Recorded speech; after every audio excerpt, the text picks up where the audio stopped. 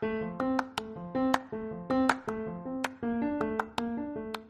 everybody, I just want to take a moment to thank all my subscribers and listeners that dedicate a little bit of time just to hear what I got to say. Thank you so much, but the struggle is real and it continues. Please spread awareness and do your part by making sure that you are subscribed and liking each of the episodes that you listen to. Share my episodes and spread awareness of my channel and what it is that I'm doing. These little things right here is what helps me grow and helps sponsorship come my way, as I am a struggling ex-con. I appreciate the support, the love, and thank you so much for tuning in. More to come.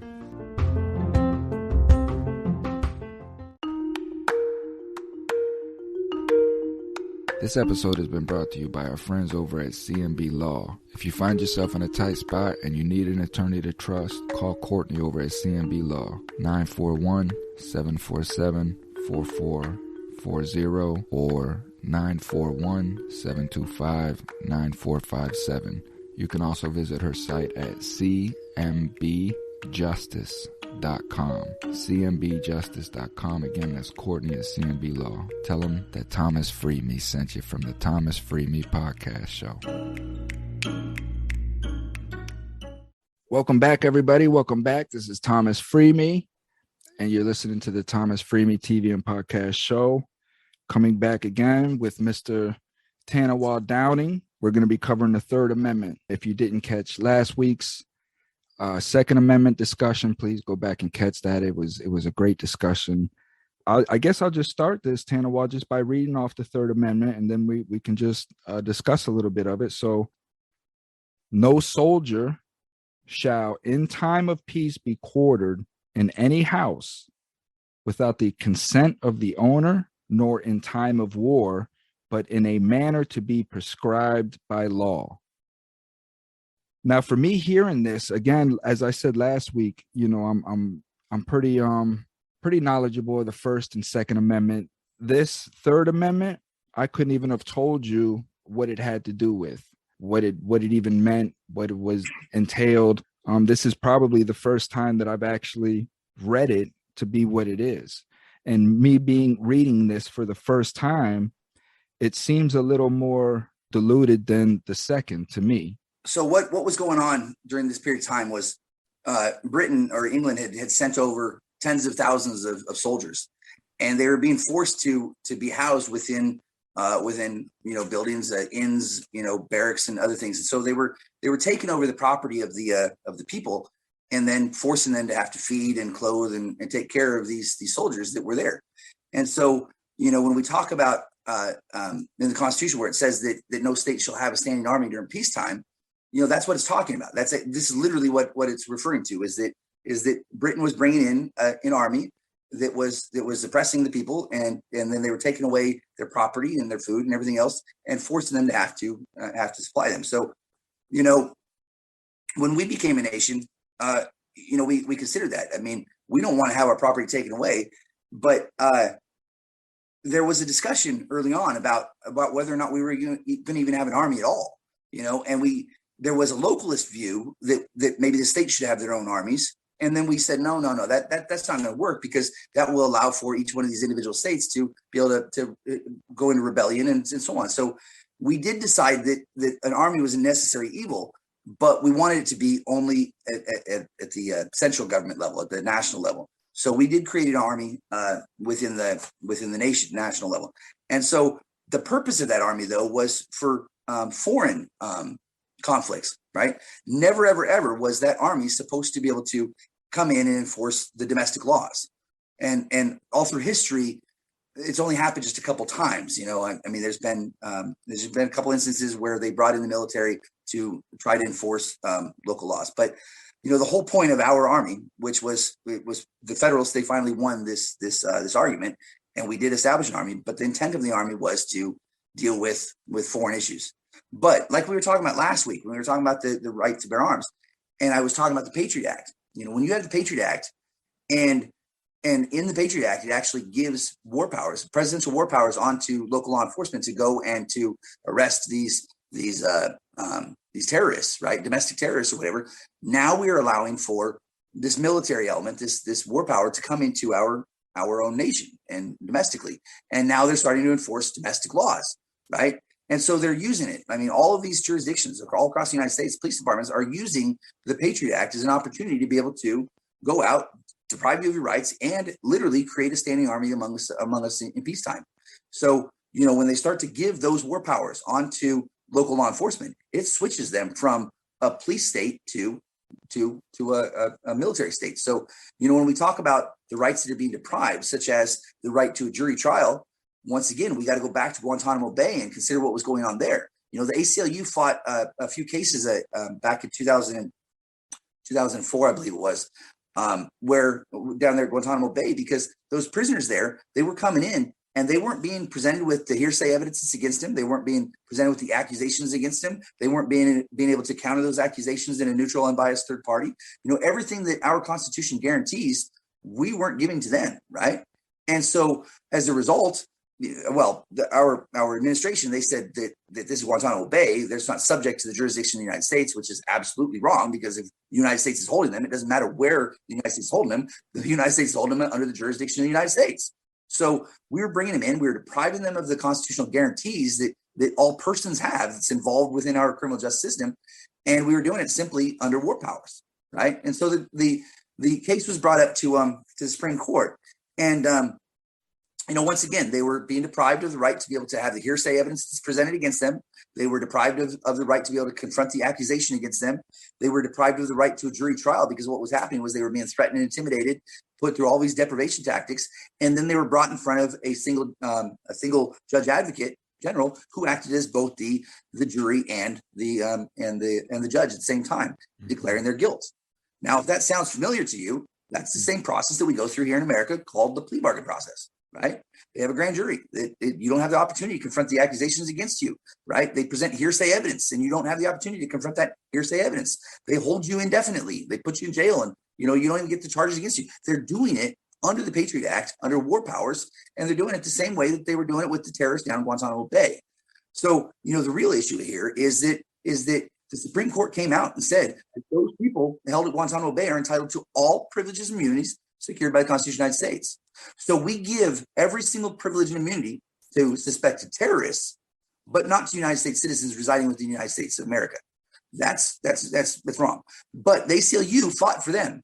And what I want the ACLU to step up and fight for us, because these plea bargains are the exact same process, and it's being done as a result of this Patriot Act that was put into place that shifted war powers shifted the power from state police power onto law enforcement. Now they're operating under presidential war powers, and that is a constitutional violation. We cannot have standing armies among us during peacetime. So one of the things about the Third Amendment here is that it's never been litigated in the history of the country. There's never been any sort of litigation that's been brought up pertaining to this. But I do believe that we're now going to be able to start seeing it, because we do, in fact, have soldiers that are quartered among us. Right? Well, So let me break this down, because I find myself a fairly intelligent person, and I'm having difficulty understanding what this exactly means. So when I hear that no soldier shall in time of peace be quartered in any house without the consent of the owner, nor in time of war, but in a manner to be prescribed by law, is what this saying exactly what you're describing, that our police state has turned into a military state under executive legislation, the Patriot Act, and that now that in our communities we have wartime soldiers housed, ready for combat at any moment? Absolutely do. Yeah, and it's a very scary situation, because we can see that they're going out and they're arresting people on arbitrary charges, and they're depriving them of the guarantees of the Constitution, and they're doing it under the Patriot Act. They're doing it under an act of legislation that was designed to prevent terrorists overseas, not here in America. But if you look at the evolution of a nation in the democratic destruction of a nation, police state is where the tyrant comes. It comes from the police state. So you have a justice system, a judicial system that is acting as a power against the people, right? Then you have the police state that starts rising up, and they start acting in ways that take for instance the Soviet Union. I mean, both the Soviet Union and Germany both became police states before they became the tyrant. And so if you look at terrorism, right, it's just the systemic violence of that creates this climate of fear among the people, and it brings about this particular objective. And the objective is to get the government to have the power. So, if government feels as though they can rule us better than we can rule ourselves, which is absolutely contrary to American principles, then they will start to use their police state in order to increase their power. And so they do it through the use of fear and intimidation, and that's what we see. I mean, this is an act of terrorism. When I say that national security is simply code word for domestic terrorism, I mean it when I say that. I was a national security expert. I know that we had good intentions, but what we were doing was wrong because we were protecting the wrong entity. You don't protect the government from the people, you protect the people from the government, right? But we had these knee-jerk reactions after September 11th, and those highly emotional conditions caused us to give up our rights.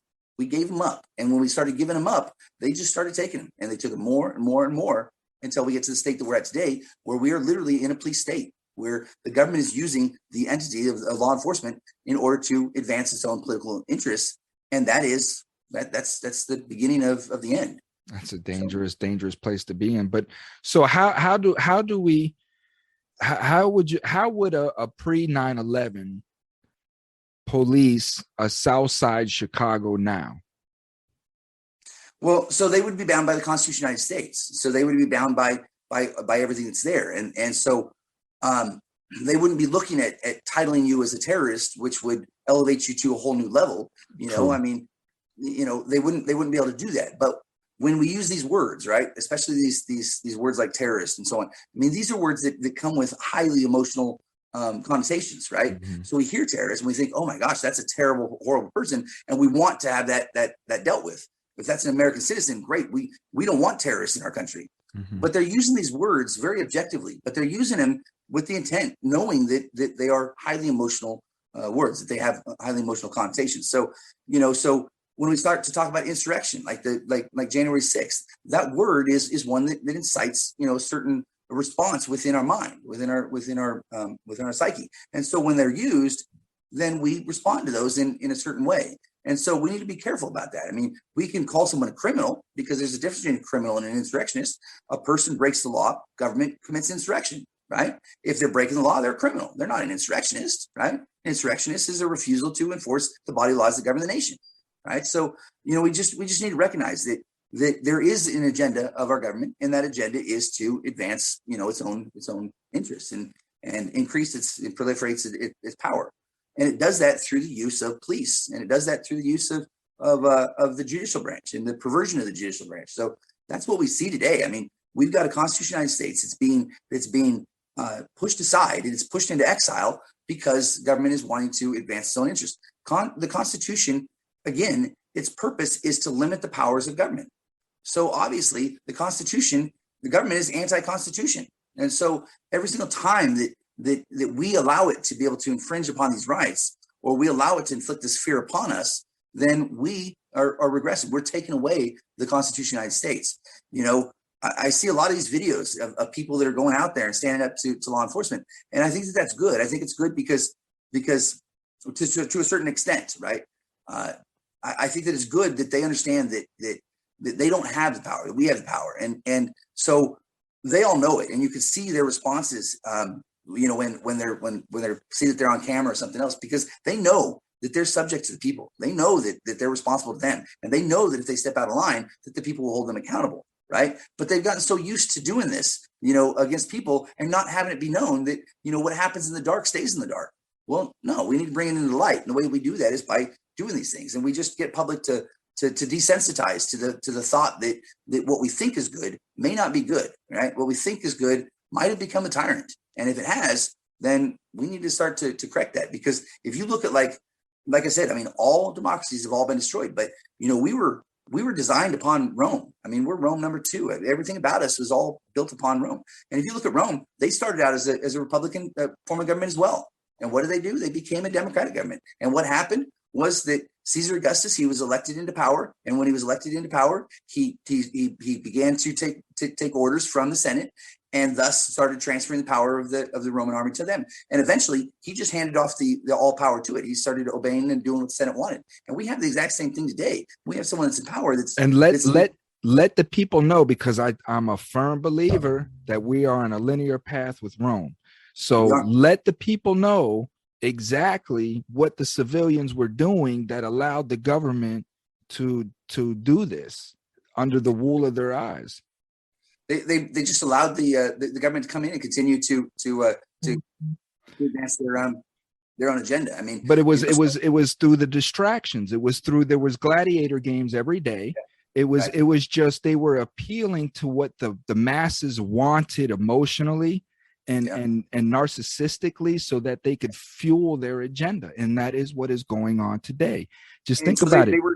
They were taking the slaves, and they were taking them and they were putting them in there and they were labeling them and making people think that these are horrible, awful people. And so when you look at what someone has done, right? If you're looking at, say, someone that murdered someone else, right? If you look at them, normally the system says this is an evil person, this is a horrible person, look at what they did, right?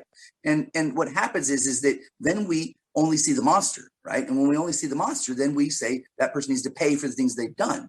But we don't recognize the fact that it's not what they do, but what's been done to them, right? Something happened to them earlier on in their life that changed the trajectory of their life. And so if we stop looking at what they do and we start looking at what's been done to them, then we can start resolving these problems. Then we can start mitigating the situation. If we look at what they've done, they're a monster. They need to pay for what they've done. That creates judgment. It creates vengeance and everything else. But when we look at what's been done to them, then that creates compassion. You say, oh, that was horrible what happened to that person as a child. And then we have compassion. Then we can start fixing the problem, because then we want to, have this person actually be successful. We can understand why it led to this other situation here. And so, it's about what we're looking at. But yeah, back then and today, what we do is we look at what's been done. And so we only look at the evil. We don't look at the evil that's been done to us, and it's changed their life.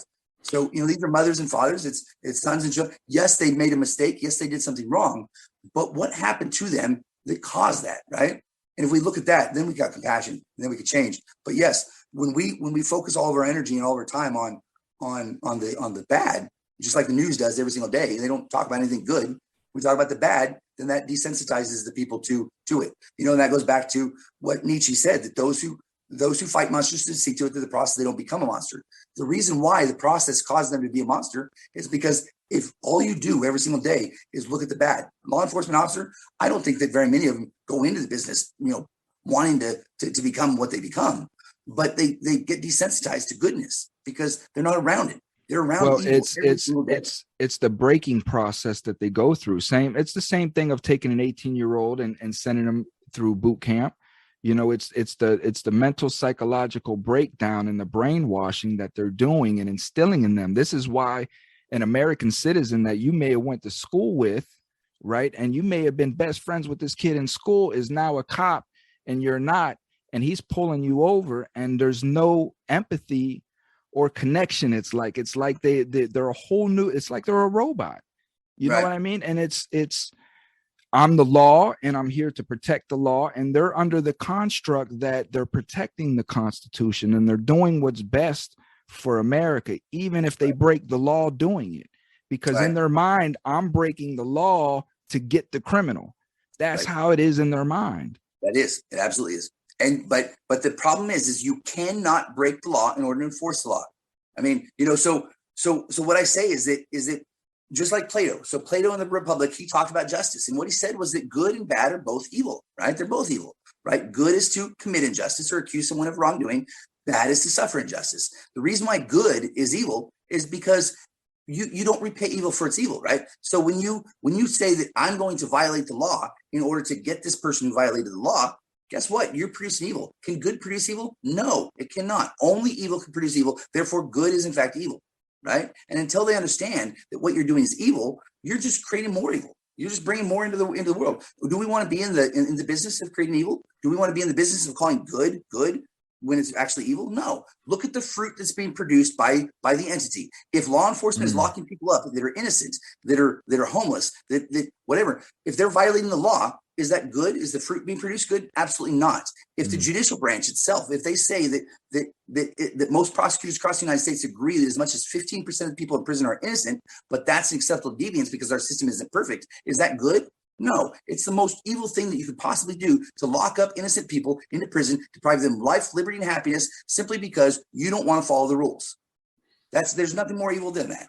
So it just goes back to, what the question, what do? We see the tentacles now at our front doors, and it used to be across the railroad tracks, but now it's not across the railroad tracks anymore. Now it's on the quote unquote white side now too, so it's just an ever growing cancer that we see. But where does it stop? Do you agree with what you're seeing, like on TikTok and these guys that are, and I'll post some on my Facebook or whatnot, but these guys that are standing up to the police and putting the police in their constitutional place, I guess you could say. I think it's a good first step. They say that all of the philosophers all say that the greatest weapon against the tyrant is simply truth. That's it. Where does truth come from? It comes from your mouth, man. If you speak the truth to power, guess what? You can't fight that, right? If I say to the Supreme Court, if I walk into those doors and I say that the Constitution of the United States says that no person shall be held to answer for a capital or otherwise infamous crime unless on the presentment or indictment of a grand jury, and they say to me, well, you don't get it. Why not? Here's the truth. The truth says I do. Tell me why the truth is wrong.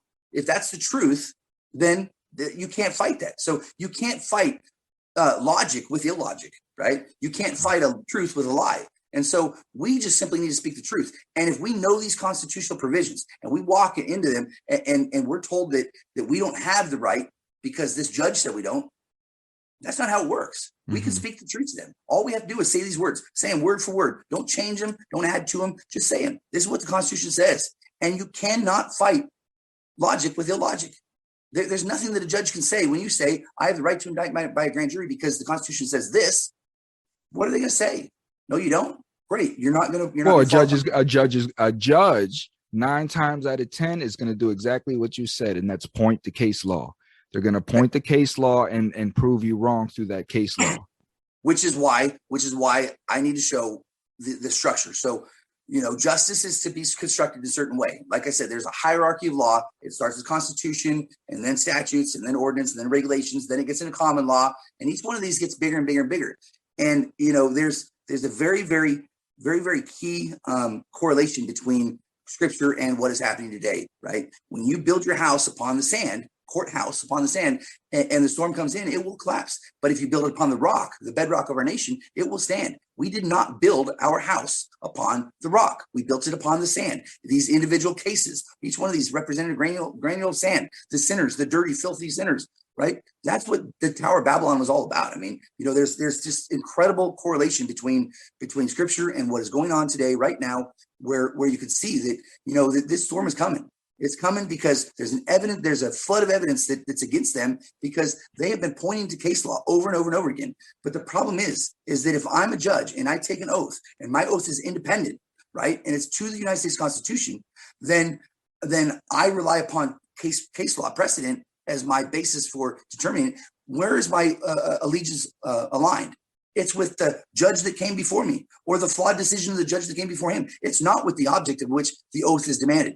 Right. So when they take the oath and it's with the Constitution, but then they decide to side with case law, that's a violation of the oath. They built the structure incorrectly. They built it upon judge-made rulings with the lowest form of law in legal contemplation superior to the highest form of law. Judges can alter the Constitution of the United States in a legal realism type of a doctrine, which is what we have today. And so we just simply need to switch it back over. I mean, we need to flip the whole thing over. The storm comes in, the rock's going to be the first to fall, then statutes, then ordinance, and regulations. We're going to rebuild this whole justice system, this whole temple or courthouse that we have. And in doing so, we're going to build it properly. But it was supposed to be built with the rock at the bottom, the bedrock of our nation. And instead, we're being ruled over by the Constitution because it was built improperly. We have the judge-made rulings at the bottom that is in legal contemplation superior, and that is absolutely incorrect. That allows for arbitrary rule. Right? Arbitrary rule is that there's millions of cases out there. If I want to have a legal argument and win it, I can find a legal avenue for it all day long. Right? I can find 10 Supreme Court precedents that say that I do in fact get an indictment by a grand jury, but then they have one from 1887 that says I don't. You can always come up with whatever argument you want based upon legal realism, based upon judge-made rulings. Right. It doesn't matter what it is. Right. No, I mean that's exactly it. So what again, what is the first step that me as a civilian can do? You know, if I catch a charge. Well, let me ask this before we get into that. What would happen, Tanawah, if all of us, we just committed no crimes no more? All of us woke up tomorrow and we understood the agenda and what we're doing when we commit these crimes. And you say, you know what? I'm not killing anybody today. I'm not robbing anybody today. We're not doing any crimes today. The police is not going to have to be called today. Right? What happens? We take back our nation. We take back our nation. It becomes ours once again. You know, we have the freedom to do as we please without interference by the government, as long as we don't injure someone else in the process, right? If we wake up and we just simply decide that I'm going to love my brother and I'm going to let him live his life and I'm going to live mine, and we're not going to interfere with each other, and we're going to live happily and harmoniously across, then guess what? We just took our nation back. They can't come in and cause interference there. They will have no power. Right? Where they get power is by us going out and hurting each other. Right? I mean, that's what's allowing them to have this power. Of course, they're behind it. I mean, it's part of this orchestrated event. But at the end of the day, if we don't allow them to divide us, and we remain together as humanity, as a people, as society, we take back our government. We take back our whole nation. They have no power anymore. Right? But we have to choose to do that. So what happens if, we go in tomorrow and we accept no plea deals anymore? We just tell the prosecutor we're going to trial. No more plea deals. So I'll take my county, for instance, Benton County. Benton County has somewhere around 980 felony charges per month. They only have capacity for 30 trials, right? So what they say, well, we got to have the plea bargains, because if we don't, then we'll let all these people go. No. You will prioritize, right? You will prioritize, and you won't be doing all of these offenses that are based upon property or no contact violations with wives or whatever. So at the end of the day, what will happen is that you will prioritize, and you'll have certain offenses that will be prosecuted, and you'll do it legally and lawfully with a jury trial, and then the rest of the people, they'll find other ways of being able to deal with them. So instead of locking someone up because he spoke to his wife because they had a fight, we'll put them through marriage counseling. There's alternative ways of dealing with it, right? So when we start to talk about prioritizing, then we're gonna reduce the number. So if they only have the capacity for 30 trials a month, great. Then prioritize and send the 30 offenses that are against persons. Okay, so go back 30 seconds. You were muted for about 30 seconds. So if they actually prioritized, then what we would see is we would see a significant reduction in crime. So we have criminalized everything, right? We don't look to ourselves and our own devices to be able to solve or mitigate actions anymore. So if someone crosses me and I don't like them, I'll put in a no contact order, and then next thing I know, I'm allowing the criminal justice system to deal with something that should be dealt with independently. I should be able to have a conversation with this person, tell them what my problems are. They should tell me what their problems are, and we should resolve the issue ourselves. That's what self-governance is that we're mature enough to be able to resolve issues on our own. Most of these issues, they can be resolved independently. We don't need to criminalize every single thing that goes on. I mean, we certainly don't need to create conditions where criminal acts can be committed and then use that as an opportunity to be able to arrest the people. Government shouldn't be buying and selling drugs. They shouldn't be manufacturing drugs and then bringing them into an environment where we know that people are unhappy because they take all the felons and they force them into a certain low income area because you can't live anywhere else. And then they're going to shove the drugs in there knowing that these are unhappy people. So great, unhappy people are looking for something to get happy. Let's just do that and take advantage. We won't do that. I mean, that is a good example of violating the law in order to enforce the law. But it's worse than that, is that they're actually creating the environment where the law can be violated. And then they use that as an opportunity to send these people back off to prison. It's horrible. So I think that if we all stood up and we said, no, I'm not going to accept a plea bargain, what you're going to find is that before the end of that month, 95% of those people are going to walk out that door with charges dismissed. And then I used to hear that in the inside. We used to hear all the time. You'd hear this, man, if everybody just went to trial, they couldn't take everybody to trial, things of that nature. But it never really registered or I understood exactly what that meant. And that's because this system is not designed to take 2 million people to trial. You know what I'm saying?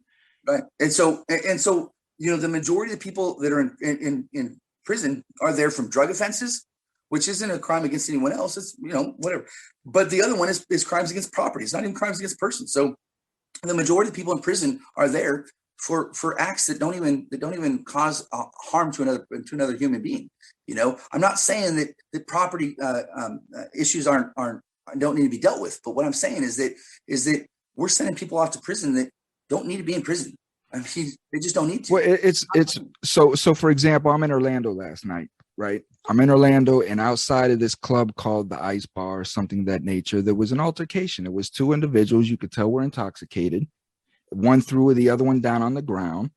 And Tanawah, within 3 minutes, there was at least 15 squad cars running up and down the streets. I mean, like there was live fire going off. You know what I mean? Like there was live action. I saw the whole thing. It was just an altercation between two people that were intoxicated.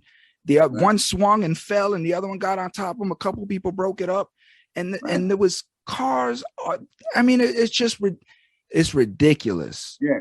I mean, two things. Why don't we just break it up ourselves? I mean, that's my buddy. I'm going to grab him. I'm going to take him home. All right. We're going to nurse his black eye.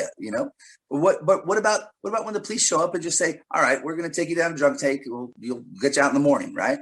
I mean, what happened to that? Like, what happened to that? Why do we got to go to an assault too because this person punched the other? I mean, what are we doing? Well, why is it that every time a cop is called to the scene, somebody's going to jail? You know what I mean? Exactly. Why is it always escalation versus de-escalation? Why are they called a peace officer and they're not enforcing peace? And they're not enforcing peace. Why, as us as a community, are we calling the police, as you said, on these individuals versus just going out there and breaking it up and sending them apart on their way? Why are we filming on TikTok and calling that? It's just, we have to stop inviting the government into our homes. Yeah. This is what we're doing, and they're relying on us to do that. This is all this 1-800 stop snitch campaign, report a crime. All of this crap that they got is for them to invite themselves into your home. Right. So we got self-governance. I mean, that's what we were founded upon. That's what we were meant to do. We were going to be free. And I think that as a society or a man that is unable to be mature and to be able to deal with his own problems or his family's own problems, maybe he shouldn't be free. I mean, maybe he shouldn't. So are we mature enough to be able to live our own lives, to deal with our own families and our own issues? I mean, people have lived for a long time, thousands and thousands of years, without any sort of governmental intrusion into the issues of a family, right? I got a family. I need to be a certain individual for that family. I need to fill a specific role. My wife needs to fill a specific role. We need to take those roles very, very seriously, because if we don't, then guess what? We just get the complete breakdown, and then we allow for this evil to penetrate into our family and destroy the familial unit, right? I mean, it prevents us from being able to communicate properly because it comes in between us. It pits us together, or against each other. And so, you get the CPS stuff with the children where they're coming in and it's pitting against. It's all about communication. And we as a husband, as a father, as a man, we need to start communicating better, and we need to take responsibility for our role in. Well, we need to get our heads out of our ass. We do is what we need to do, and again, you brought up Rome. I emphasized Rome, and I want to emphasize the linear path by saying that, again, in Rome, you had these gladiator games. The people were preoccupied with entertainment day in and day out. And I want the listener that's listening to this right now just to think, how distracted are you through your day? When you wake up in the morning, what distracts you from your thoughts? When you're rushing home, from work, you're rushing from work to get home to throw on your favorite show. You don't even greet your kids or nothing when you come through the door because you got caught in traffic and your show already started. So these priorities that you and I are laying out as the fundamental essence to our freedom, right?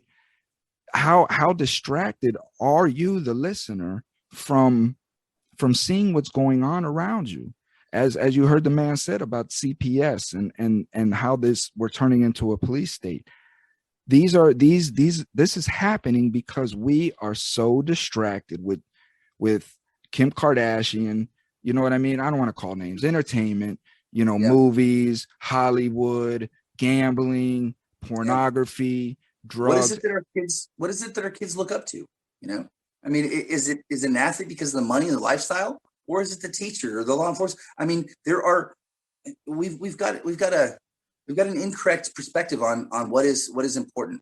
I used to walk around. I Well, used to before measure. you let me Yeah, go ask ahead, you this sorry. on that. Let me ask you this on that. Who is driving that perspective? Where are we getting that perspective from? In entertainment industry. I mean, and media. I mean, it's you Media. know, we're taking and we're placing this inordinate value or this idealization toward something that isn't of value to humanity, right? I mean, Completely fiction on it most is, parts.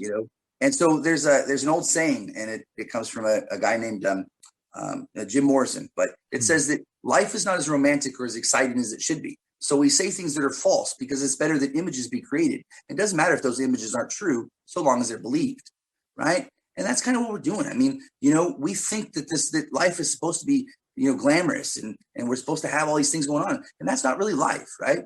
I mean, that's something different. But what's most important is I used to measure my wealth based upon what I had, right?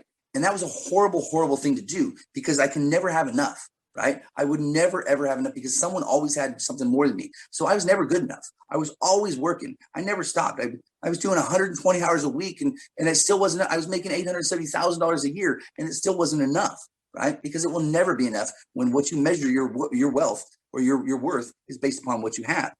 What we need to realize and what we need to remember is that true wealth isn't based upon what you have, but rather what you do, right? That's the only thing that's of value. That's the only thing that lasts. Everything that I did before it's gone. It was taken away with a swipe of a pen, right? Now I want to build something that's real. And we do that not by the things that we have. We don't measure our wealth based on that. We must measure our wealth based upon what we do, because that's the only thing that's going to last. And so when you look at your family, most important, with your family, that your family doesn't care about what you go and build, right? It doesn't care about what you design or what you do within society, because that's going to go away. It's not going to last. What matters is that child. What matters is that wife, and what matters is that love that exists. That's the only thing that's going to last. And so if we start focusing back on the family and less on what we do out in the world, we're gonna get our lives back. We'll get our country back. But until we do that, we're just heading to destruction. The destruction of the familial unit is going to destroy our nation. And that's why I'm doing what I'm doing, Tanawah, because I still have DNA. You know what I mean? I still have a bloodline that exists, and I'm thinking 4 or 5 generations down the road of what is my bloodline going to have to endure. Yeah. At the state that we're going in, is there going to be a place on earth that a person can go and still have the comfortableness of just saying how they feel? You know what Yeah. I mean? Just Yeah. voicing their opinion and not being persecuted for it. Yeah. Is there I mean, going to be that? Is there going to be that? no. See, for me, I was put into this situation. This wasn't my choice. It was a choice that was made for me. But when it happened and my kids were taken away, unjustly, I had a choice to make, right? I could either allow myself to collapse or move on, or I could be the best example of a father that I could be every single step of the way. And that's what I'm trying to do. My kids, they don't know what I'm doing. They don't know what I've been doing for the last 5 years. But the thing is that I made a decision that I was going to do something, and I'm going to demonstrate to them what a husband and father's really like. And I know that someday, when they look back and they actually see what's been accomplished by the suffering that I willingly put us into. I know that they wouldn't have chosen to do this, but I chose to do this. And as a result, it's not going to take away the pain, but they're not going to regret having to do what they did, because, I just want to be the best example of a father that I can. If I don't have them, then I want to know that I'm at least living up to that example, that they will have something that they'll be able to look up to. Those daughters, my daughters, that at some point in time, when they wonder why dad wasn't around, they'll be able to look back at the record. They'll be able to see this is what he did, and they'll be able to be proud of me. And so, if there's any gift that I can get from God through this, I would say that would be the greatest gift. Is that one day my kids are going to be really proud of their father and what he did. Well, I'm in that same boat with you. You know, it's knowing that my daughter don't understand me and what I've done and gone through now. But when she gets to the point to where she's 30, 40 years old and she really understands the constructs of life, she's going to say that, man, my dad is a soldier. You Yeah. know what I mean? The shit that he stood up against. You know Yeah. what I mean? My father was, he was a convicted felon, but look how you guys treated him when he just wanted to come home and just be a good person. Look what he That's had to what's fight important. against. Look what he had to endure. You know what I Yeah. mean? So If, I if, know if, that. That's why I continue doing what I'm doing. yeah. Yeah. If a father's a son's first hero, I want to be that hero. I don't want to put my tail between my legs, and I don't want to plead guilty. I don't want to do something that's not right. I want to stand for those people. I want to be that example for him, so that Isn't that why Ned that's Stark's got his head cut off? You know, I don't know if you followed the Game of Thrones, you know, no. but it's actually something you should check out. You know, the Game of Thrones is, again, I'm not a person that watches TV at all. And I was kind of convinced begrudgingly to watch this. And when I watched it from the first episode, I never watched it. I watched all 7 seasons straight through. And it is such an accurate depiction of life in so many ways. It just is, you know, and here, you know, you don't understand the reference, but maybe the listeners do. But this is exactly what happened with Ned Starks is he ultimately got his head cut off for standing up to what he thought was the right thing. And this is the position that we're in. I'm willing to get my head cut off for the safety of my daughter. You know what I mean? Because I see the peril that our country is in. I see the ignorance that surrounds me by my American citizens of just how in charge they really could be. What kind of father would I be if I just walked away from this, knowing that this is happening, to leave it up to him to have to deal with it, right? If I'm not willing to step up and do everything in my power to take away every single adversary that I possibly can, so that he doesn't have to deal with it, what kind of father am I? You know, right? This was given to us. This was given to our generation. It's our generation's turn to decide what we want to be. Do we want to be the hero, or do we want to be the sheep? We want to go and hide, or we want to stand up. This is my America, and damn it, I'm not going to let someone come in and destroy my America so that my kids are going to be enslaved. That's not going to happen, right? I mean, it's not going to happen. And I think that's what my clock. Founders were about. I mean, you know, if we're not willing to stand up, I mean, I got into a little bit of a disagreement with someone earlier today that was talking about how I'm spending this time on Facebook, sitting on my butt, you know, and not out doing stuff. That's not how it works, right? I mean, the first step isn't go out with guns and start attacking people, right? You know, Gandhi said that power knows the truth and is busy concealing it. It's the oppressed that needs to hear it, not the oppressors, right? Mm-hmm. We spend all of our time arguing with the government. What good's that going to do? They're not the ones that need to be changed. It's the people that need to hear it. This is what we have to do. We need to be out of Facebook. We need to be sitting on our asses instead of out there doing, because this is where the change is going to be. You use your words, you speak the truth, you inspire others to your vision. And guess what? Next thing you know, you got a revolution. But you don't get a revolution by standing up with guns, going out there and attacking them, because they got way more power than we got. We got to build this army first, and you build it through your words. And if the words result in losing my head, whatever. I mean, you know, that I can't change what God has called me to do, right? All I know is that I'm an essential element of it, just like the rest of us. Amen. And if my death is necessary to reach that good, so be it. My kids are going to have a better life, and that's what I care about.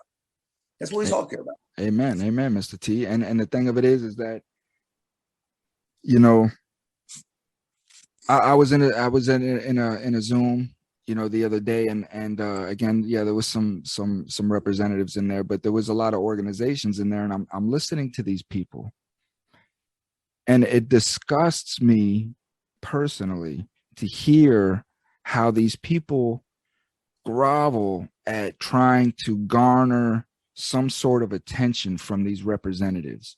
It's just they sit around and they plan on which representatives and how they can try to sway his attention for their cause, and how can we get this representative to listen to me? And I'm just sitting here and I'm like, you guys don't even get it, man. This is why I say, Tanawah, what do I say? I do not negotiate with terrorists. Yeah. I don't do it. I don't Yeah. do it. And when I look at the definition of what terrorism is, I gauge for myself out of my own education of what a terrorist is that's in front of me. I'm not going to listen to what another person tells me. Well, this person's a terrorist, so you have to look at them as a terrorist. No. Yeah. And when I look at that, I see our administration, I see our government is riddled with domestic terrorism. Yeah. It is. How could it not? Because you have the stats in front of you for the last 30 years of how what they've been doing has been killing our communities. And they're not doing nothing about it but pacification. So how can you justify that these people are not trying to tear our country apart? See, terrorism, once again, is the use or threat of use of fear in order to bring about a desired result from one organization to another organization. We have a global war on terrorism, right? But it is a shame that global war on terrorism has entered into our own borders and is dramatically impacting our own citizens. This isn't a global war on terrorism. This is a United States war on terrorism, and it's being done by our own government in order to take the power away from us. There's no denying that. There's no other way of explaining that. This is an act of deprivation to take away our rights in order to get us to look to the government for our needs and our sustenance. Right? We don't want to do that. Listen, success and failure is upon the individual and not the government. Right? Limitations come simply from a person's inability to dream or the sins of oppression. Right? We've got the sins of oppression right now, and that is literally what's causing us to no longer dream. It's called an American dream. We were all meant to be able to visualize the dream of our future and then be able to manifest that dream because we have the freedom to do so. We can't manifest our dreams anymore. There's no American dream because we no longer have the freedom to be able to do it. And we're and as we've stated, again, I just want to the listener to understand that we are doing it to ourselves by what we're doing to our communities. When we're robbing, we're stealing, we're killing, we're hurting American citizens. We are doing this to ourselves. And they want us to do that. They're expecting us to do that so that they can implement these laws, these rules to push their agenda further into our neighborhoods. We have to stop the crime. You have to find a better way. I understand addiction. I understand hunger. I understand depravity, but we have to find a better way. This is what I really want the listeners to understand is the feeding of that agenda. You know, I understand we're hungry. I understand we're poor. We don't know what to do. We're angry. You know, we want to lash out. We're tired of being lied to, but we have to find a better way and a different way than attacking ourselves. When somebody is coming out, when I have an organization and I'm coming out and I'm trying to garner support, gain support for an individual that I'm representing, I should not be getting backlash from other American citizens calling, this person a bum or a loser or telling them to get a job or anything like that. It's inquire first. How can we help this person? How did this person fall off? Right. It's just helping each other so we don't have to rely on the government. And that's kind of the state that we got into, is that they've made us so fat and lazy and dependent on entertainment, and they work us to death so that just a little bit of time that we have for ourselves, we're not spending it with the family. We're not doing these things. We're spending it in selfish mannerisms because there's only a fraction of time that we really have for ourselves. Right. Because we're working,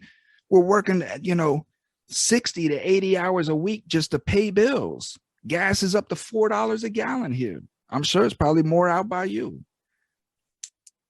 So this is why I say they are causing the oppression on us to make us do the things that we do, because as Tanawah has laid out, slavery is alive and it's a great business. So they cause the oppression to make us do the things that we do, knowing that we're going to act as oppressive people do. We're going to commit crimes. We're going to steal food. And as that oppression gets tweaked and turned up, the crimes go up as well. So let me ask you this here, Tanawah. Yeah. Let me ask you this, because I've always had this question posed, and I tried in legal fashion a couple times when I was in the inside, but I had a drug charge and I was in the federal institution under drugs. How come how come I do not fall under prisoner of war guidelines? Because a war on drugs has been declared. They Yeah. were receiving funds to fight this war. This was a war on drugs, just as a war on terrorism and everything else they want to call a war. How come I'm not a prisoner of war? Well, so I think that in the long run, once we get through all this and the truth comes out, I think that we are prisoners of war. I think that we're when they label us enemy combatants and they put us into jail and they hold us indefinitely with whatever arbitrary charges they have without presented hearsay evidence and all the rest, we are a prisoner of war. I mean, and so our country, we were to establish justice, and justice is not established because we're still looking at it as though it's a business. And as long as we continue to look at it as though it's a business, then it's going to be a debt-based system. And as long as it's a debt-based system, then it's enslavement. So, crime is not about a debt that's owed to society, because as long as it is, then it's a business. Yeah. And so we've got to get away from that look. But so, we've got, it goes back to scripture as well. I mean, when we had September 11th, that was really when a lot of these rights deprivations started occurring. So we have a group of people that, if you look at North South and during the Civil War, I mean, the people that we thought that we beat, in the South, they have simply went and they've won offices in every single political position all across the country. I mean, these people they have degrees in enslavement. They have a degree in creating a slave. That's all that a JD is. And so these law degrees, that's what they do. And every single legislator, every single judicial officer, every single prosecutor, all have these degrees, a degree in enslavement. So the very evil that we were fighting and destroying in the South, we thought we were destroying and we thought we won. No, we're not at all. They took a position in every single political office across the country. That's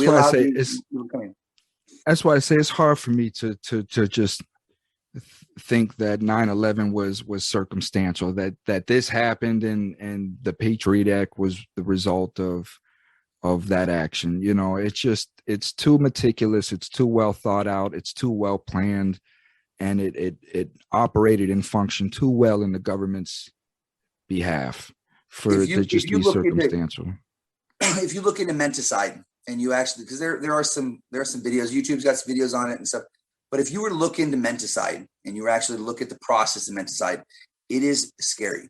It is scary. I mean, the things that have been put into place, these waves of terror that have been inflicted upon the people, they're coming at regular intervals, and they're coming with higher intensity. Every single step of that Merleau talked about within his book is all happening right now. I mean, right down to the isolation. And once you're in isolation, you don't want church because you don't want hope. You don't want to be able to give it. You don't want people to come together, because when people come together, they communicate. And when they communicate, they're able to work through the logic and the illogic faster, right? So you want to isolate. You want to take them away, because that creates the condition of depravity. So, I mean, it is scary how accurate it is. And so there's a lot of evidence that points toward responsibility in 9/11. I don't know. I was a part of the 9/11 Commission back in the day when I was in DC, and I had a different opinion then, but I trusted the government then, and I don't really trust it anymore. I think that there's just bad intentions that exist there, and like I said, I was on the wrong side, and now that I know that side, then I'm on the right side now. But I'm able to do the things that I do and say the things that I say, because I know what they think. I know what they're doing. I know how they act, and I know how they're going to respond. There's the old saying that how incredibly alike are all the tyrants, but how gloriously different are each of the saints. They do the same thing. It's over and over. You can predict their next behavior and their next action based upon history. So once you do that, they're not that difficult to defeat. But I don't want to defeat them. I want them to come to terms with the fact that We're all American. We're all in this together. We got into the situation that we're in today together. Let's get out of this together, right? But we get out of this together not by ignoring it and not by continuing to push it, not by fraud or force. We do it by coming together as people, talking through this and addressing the problem. Because, I don't think that any one of those people up there, I don't think that they necessarily are bad people. I just think that over time, power and like you said, the people trying to kiss their ass, that causes people to change. You go to DC, you don't remain the same person because you're associated with nothing but lobbyists who want to take you to parties, and you start to build that power, and that power really changes what you do and how you think. And so, when you deal with a narcissist, because that's what it becomes. When you deal with narcissists, what you have to do is you have to expose them for what they are, because they have no introspection. They don't look inside, and they can't see themselves for what they are. So the only way that they can see themselves is by seeing those around them, by those individuals being a mirror. And so, a lot of people don't like some of the things that I say and say, well, you can't talk to a judge that way. But no, it's the truth. I'm speaking the truth. I'm simply presenting to them the way that they feel inside. These are the things that they're thinking, this way that they are. I want them to know how ugly and awful they are on the inside so that they can come to terms with that, because they can't do it on their own. And that's what someone like me would do, is that we've got to show them exactly what they are, what they've been doing. We got to have just absolute truth on it. And we don't need to hold back, because if we hold back, the narcissist is going to defeat us. Well, God bless you, Tanawah. And I'm glad that you're definitely on my team, because you're what's needed. You're what's needed. I'm what's needed. Where their leadership has to step up somewhere. This is why I'm imploring leaders in the communities to step up and just do what we're doing. It's so. One final question of the evening. Do you see us as humanity on a global unrest? Do you see like a global civil war between the lower class and the upper class coming? Yep. Yeah, this is a global initiative, So if we look at it scripturally, this would be the beginning of the end. But what I want to say with that is that the end is always just a new beginning. The story repeats itself over and over again. Humanity is just on this constant cycle of changing. So we always have bad, and it leads to this apostasy, and it's this absence of good, and then we become bad, and then eventually conditions come to a point where we're faced with absolute destruction or change our ways. And I think that humanity has always chosen to do what's right when shown that what they're doing is wrong. It just takes a long time to get us to that point. You've got, every single one of us has good and bad in us. I mean, we've got this good and we've got this bad. And there's an old saying that there's two wolves. It's an old Indian parable, but it said that this little Indian boy, he goes to the Indian chief. He says to the Indian chief, "Hey, my dad said that there's two wolves in me, a good wolf and a bad wolf, and they're fighting. Which one's going to win?" And the Indian chief said, "Whichever one you feed," right? So we feed these thoughts every day. We feed this good or we feed this bad. We can make a choice on which one we want to feed. And as we feed the bad, because that's all we see around us every single day, eventually that's all we hear anymore. We don't hear the good. It just doesn't, it's not there anymore.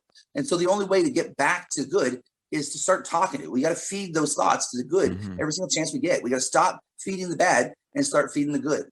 And so that's what we got to do as society. I mean, instead of doing bad, let's do something good. I mean, instead, if you have 100 acts a day that you're doing, and right now 90 of them are bad, then we take it back by one step every day. You take back one of those bad things and you do something good, right? And so then eventually we desensitize ourselves to the bad and we start producing the good once again. And that's just what humanity has to do. But we don't do that until we reach a certain level where there's a certain outcry of the population that says, I'm tired of being oppressed. I'm tired of being abused. I'm tired of not having, my fair shake in a world that's supposed to be for me and not against me. And so once that happens, and we're on the tilt right now, once that happens, then we switch back to good.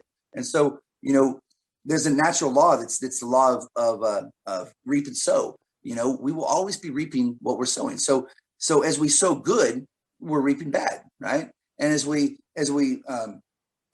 sow bad, we will be reaping good. And it just kind of goes back and forth. You always have a result of your past, right? It will always manifest itself. So, we've been reaping, or we've been sowing bad for a while. We've been reaping good. So we kind of need to switch that. When you start doing good and understanding that as we're doing good, we're going to have bad that's going to happen to us, but we're going to push through that because we know that at the end, good's coming. It's coming our way. So I do think that this is a global attempt to take over, and I do think that Scripture says that if God's for us, who could be against us? And who is an interesting abbreviation, because I think who is probably exactly who is against us right now, and we need to be very careful about what the World Health Organization is pushing.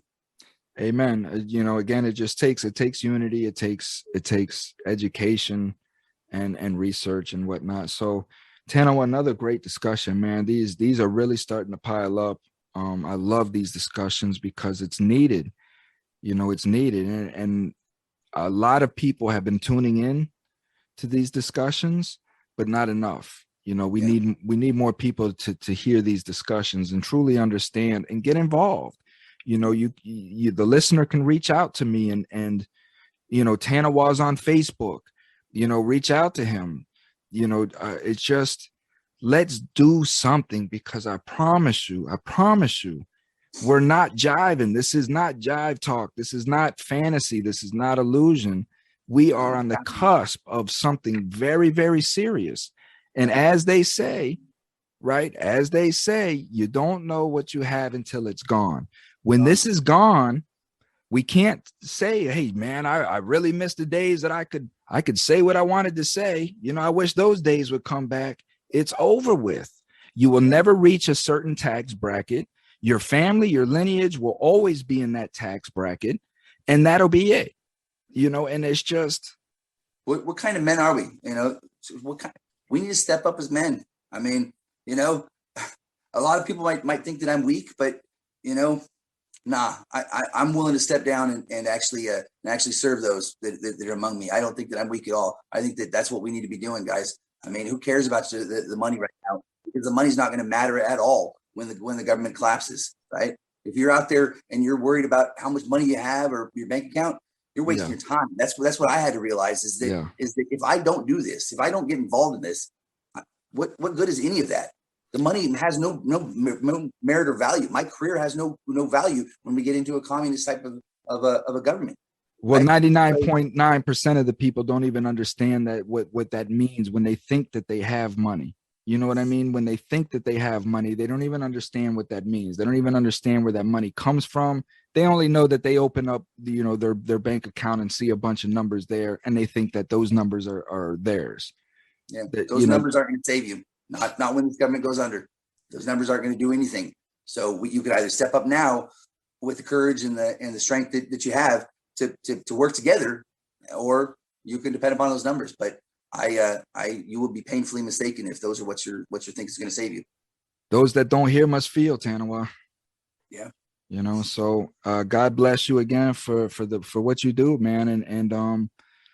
And again, men amongst men, it's you're right. It's time to load up the jousting stick and get on the horse and suit up, man, because just defend our wives and our children. That's what we got to do.